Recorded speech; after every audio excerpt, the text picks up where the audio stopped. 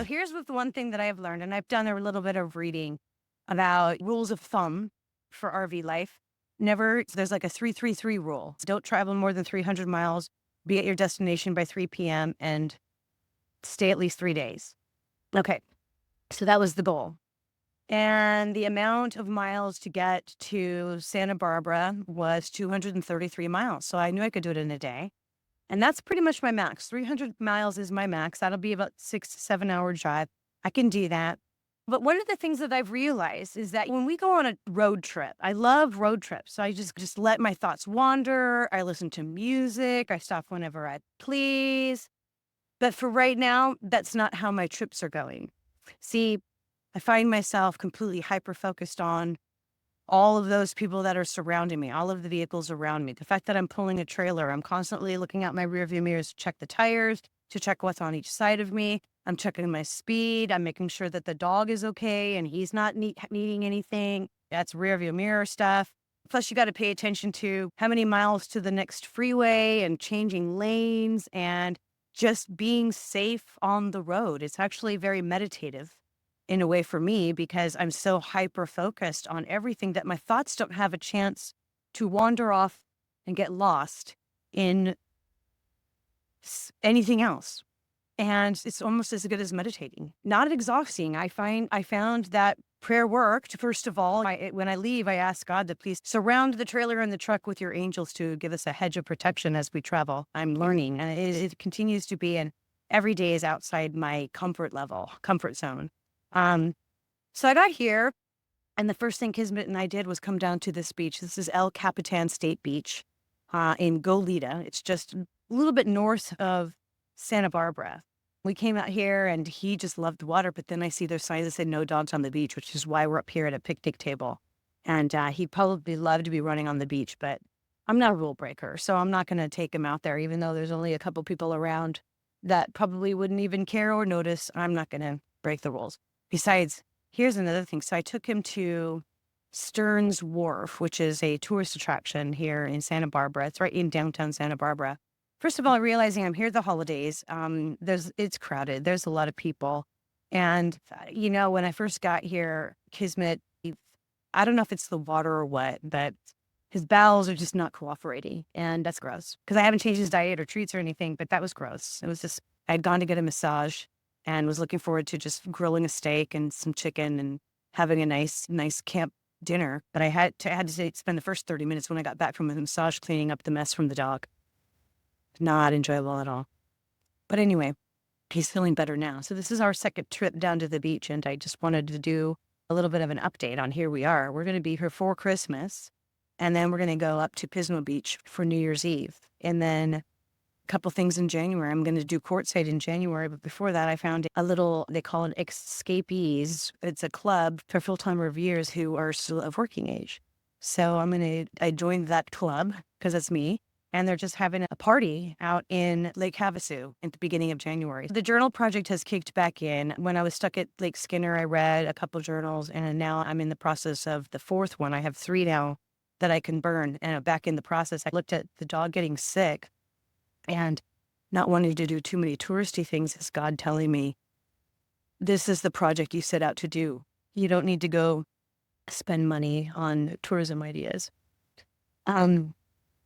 So I'm reviewing my journals, and over the course of the last week, I would say, about a week, I've gone through 3. One of them was my second marriage, which I never ever own up to or confess about my second marriage. I'm not going to disclose too much here. It's not necessary. But the marriage did not work out, and I've attributed it as the worst mistake I ever made. However, we did win the house, and it set into motion a nice life for us in a house in Apple Valley. But what I learned about I think that, in fact, I know that was the catalyst that caused me to make the decision, never again would I marry a man. Never again would I trust a man. And I basically just once again focused 100% on my work and my kids. And at this time, I had finished my bachelor's degree, or I was working on my bachelor's degree while I was married to him. So I had gotten my degree. I was raising my teenagers, and I had a couple of other relationships. And now I'm at a point in my journals where my heart failure is about to occur. And this is also when I purchased my 2006 red Mustang GT. And the reason I purchased the red Mustang GT, and I read about this whole story again too, is that my daughter, Christine, who was just about to turn 17, was driving my truck and she totaled it by getting into a head-on collision with a cop car. Yeah, it was pretty traumatic. The fire department, the police department, everybody, obviously when an officer is down, they all show up. But they also told me that all of these young people were very lucky because the way that the truck was totaled, usually people don't walk away from an accident like that. There was at least one fatality. And fortunately, they all just walked away with very little injuries. I think the only thing was a bloody nose from one of the passengers, but that was it. But I was just very grateful that I didn't lose my daughter that night. But then it was also the stepping stone to get the Mustang, which I had for 16 years. And it took me through my heart crisis and became a marketing vehicle for me. And then also became the tool that I used to sell to get the trailer, which is living the life that I'm living now. So all of it, when I first started out on this journey, I felt that my life was just a big waste of time. What have I accomplished? What have I really done? And now I'm looking at it as all of these are stories and character development and settings for the future stories that I will write. But I also have learned a great deal about myself, and I'm out here healing from some traumas of my childhood, some traumatic events that happened since. And the journal project is, although it's cumbersome, it's not so great reviewing your life in this manner. It's literally psychotherapy on steroids as I look at stuff through the lens of the therapist at this young woman who had so many struggles. But don't we all? This isn't me being a victim. Sometimes we're victimized for sure, but not being a victim. I don't think I ever had that mentality. I've also realized that a lot of times that I was victimized, I wasn't allowed or even took the time to actually properly grieve it, And I know that a lot of the instructions were like, don't be a grudge holder. You just need to forgive and forget. But in the meantime, there really wasn't that opportunity for just grieving the hurt, grieving the loss, grieving the trauma, grieving the pain. And I think that a lot of the decisions that I'd made maybe wouldn't have been made.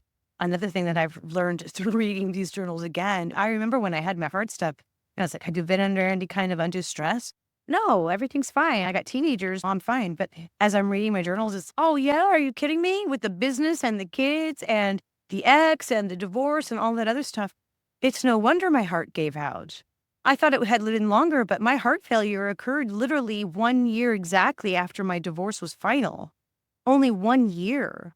And I'd forgotten that it was that close together. Like I said, it's like reviewing my life has been helpful in changing my perspective and allowing me to rewrite some stories. So I definitely highly recommend it.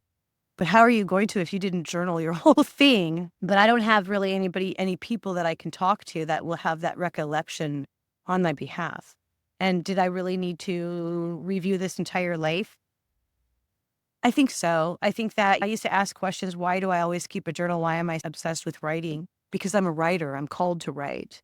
And all of my journals do have story ideas, poems that I've written that I'd forgotten about, ideas for characters and settings and like little bits and pieces of interesting things. A lot of enlightenment and insights that I've discovered, Bible studies that I had learned a great deal from who still touch me today.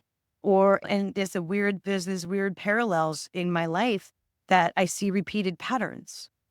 And so, yes, it's been a very interesting and informative and educational experience. And I'm really glad to be out here at the beach. Let me just show you a little bit more about what we're looking at here in El Capitan. It's a beautiful day and just gorgeous out here.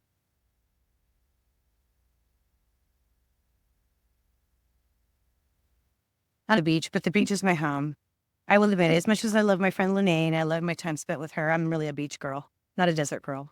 I did want to stop and just do a video update while I'm here in Santa Barbara about the process of how things are going. Yeah, I'm learning a lot with the trailer. I reached out to a dear old friend of mine who's going to be in quartzsite in January, so I'll be meeting up with her. Meantime, I booked that ex-escapees bash in Lake Havasu. So moving right along. Things are going, I can't say as expected or as predicted. I really didn't know what to expect, but things are going well. How about that? Things are going good. I'm learning a lot about myself. I'm enjoying this peace and the time to just focus on me, which is something I've never allowed myself to do, ever. It's always been about other people and taking care of them and their needs. And this is my time in my lane. So Kismet and I are going to go walk a little bit and enjoy the sunshine before we go back to the trailer and I do some more reading and he takes a nap because he wears me out. I swear. Having a puppy is like having a toddler, especially when they're not feeling good. So he does wear me out, but I love him to death. He's a great companion and so much fun. Okay, I'm winded. I wasn't really expecting or anticipating doing a video today, but Kismet and I decided to take this trail walk. And it said it was like 2.5 miles, which isn't a big deal. I can do that. But it's like the freaking thing is all uphill. So we're both a little tired. So we're at the top of the hill now, and I'm contemplating, do I finish this? Because it looks like there's more hills coming. Because even the dog, he's had it. He's panting, and he keeps stopping. He wants to take a break. But today's Christmas Eve, and it's a beautiful day in Santa Barbara. Look at this. Ooh, it is just absolutely gorgeous. I cannot complain. So this is my first Christmas completely and entirely without plans with family. Somewhat deliberate in a way because my family has scattered to all places in the country. And my parents are now in an assisted living community. And I had to have some time to have no obligations, no responsibilities, and just be free to do my own thing. And frankly, the old orchard family holiday traditions weren't holding water anymore. They just weren't existent anymore. The family has gone in so many different directions. There has been so much loss and gain, honestly. And I too could not be the glue that held the whole thing together any longer. So this year, when all was said and done and everything was taken care of and I sold all my belongings, I made the decision I'm going to start my own new Christmas tradition. And I've always wanted to be traveling on Christmas and be in some different, place. So here I am. I'm in beautiful, sunny Santa Barbara on Christmas Eve. I've been in the same RV park now for 12 days. And there's been people coming and going. People will stay for 3-4 days at a time and they'll go. And I've never had anybody directly on one side of me. So it's been nice. And so the other day, as the campers were leaving, I thought, I'm going to be completely alone in this RV park for Christmas. And that's going to be sad. Until yesterday, and all of a sudden the place started filling up again and people are putting out their Christmas decorations. And I can see that they're setting up for family, holiday, Christmas camping trips. And it filled my heart with joy. And I realized, okay, so this is a thing. People do this. I'm glad I'm doing it. I may not have my family or any humans with me right now, but I do have Kismet, who's happy and content. And tonight, when I'm going to barbecue a steak and I'm going to give my dog a little treat for his Christmas, and we can walk around the campground and see the other families enjoying their holiday celebrations. Last night, I was taking the dog for his last piece of business walk, and it was dark, and I walked by a campsite, and they were doing karaoke, or at least I think they were doing karaoke. There was a woman who was standing up singing to the people in her campsite around a campfire. I'm assuming it was karaoke, but she could have just been having a blast and serenading her family. Who cares? I stood in the dark, like a dark backdrop, and just enjoyed it, knowing that I soon will have that kind of camaraderie. I am not going to be on this trip solo forever. But right now, it is very important for me to be doing this adventure solo. Why? Because that gives me time to review my journals. And I'm not reliving my past. I'm reviewing it with a different lens. I'm not feeling the same emotions that I felt as I was experiencing them. I have been able to look at it from the lens of a woman who's more mature and wise and who's been through this already, but also from the lens of a therapist and knowing exactly what this young woman was experiencing. And I don't harbor any regrets. I couldn't prevent my heart failure. I couldn't prevent how it changed me. I'm glad that it changed me. But how did it change me? It made me a little bit more independent. It made me a little bit less dependent on other people. Showed me my way, my path closer to God. I don't want to say back to God. I've always had faith in God. What I'm learning is that I've always had a relationship with God. My journals always say God, I trust God to do this. But I think now it's even a more defined relationship because I kept wondering what God's will was rather than just doing it. And My life was so filled with obligations and responsibilities that it's foreign to me right now to not have a ton of them. Now, my dad was just hospitalized a couple of days ago and spent a couple nights in the hospital because he had a low hemoglobin and he was severely anemic. Had to make arrangements from being far away to talk to my mom and get dad an ambulance to get him over to the ER because they don't have any normal regular transportation to take him there. But we managed it, and it wasn't necessary to be on premise. He wasn't at death's door. He just had some anemia that needed to be treated. Family history of medical crises, which we've had since I was a little kid, has been many. We sit vigil at the hospital. And so it was foreign not to even be close by, not to even go and sit with my mom. I stayed on the phone with her for an hour. But after that, it's go to bed, Mom. Let's just go to bed. That's what Dad's going to do. You can't go to the hospital and sit with him. So you got to take care of yourself. So that way, when he comes back, you're capable of taking care of him when he gets home. These are just going to be part of my life until they pass. And both at 85, I don't know. I'm reading articles about a family's estrangement, and it's helping to normalize things for me, that it's a pretty common thing. And although I felt really close to everybody in my family my whole life, sometimes we need to stop and focus on ourselves, which is what I'm doing right now. There's probably people in my family that don't get it, that are maybe even angry with me at this point. But I can't help it because my life was falling apart. All the relationships that were the closest to me with my codependence, and maybe even my need just to serve, my need to be there, my codependence, like I said, recognizing patterns in my life and that I've been repeating. I've literally lived my life on repeat, where I've gone into a situation and then had to start over. Now, not everything was because of a bad decision. I watched this film, The Shack. I read this book a long time ago, but I watched the film just the other night.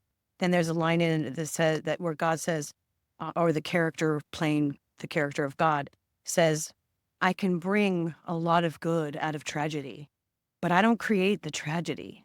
And that really struck home with me, is because God's not creating tragedies in your life, but he can bring a lot of good through them if you seek him and if you allow him to. But if you bury your head in your trauma and you allow yourself to be the victim, you'll never see the blessings. Now, maybe I went through periods of time where I did feel like the victim, but I'm not a victim. I'm a victor. I've been victimized for sure, but I've always gotten up and rebuilt, which is why I feel like I've lived my life on repeat, because when something bad happens, a tragedy occurs, I pick myself up and I rebuild. But now this is not a new chapter in my life. I've said this before. This is a sequel. I'm literally one by one systematically burning and purging my past. And tonight I have another journal to burn, and I started a new one today. I'm in grad school and I just became a substitute teacher. And even though it's like beneath my pay grade, I'm humbled by the fresh experience that I've never had before.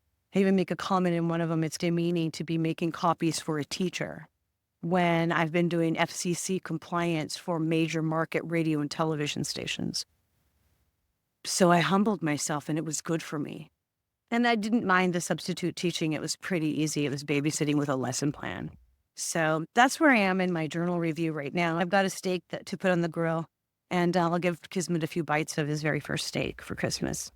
And then tomorrow we're going to go to Solvang. I don't know what to expect. I think that there's going to be shops open. I know there's a few restaurants that are open, but even if the shops are closed and we just walk around for a little while, it'll be fine with me just to get out and do something on Christmas Day. And then maybe hopefully next year, Christmas will be a completely different story. But for now, this is my story. And today I'm content and I'm at peace and I'm okay. And I hope you are too. This is the adventures of Kelly and Kismet as we head into a new year and a new life. Over and out. See you later.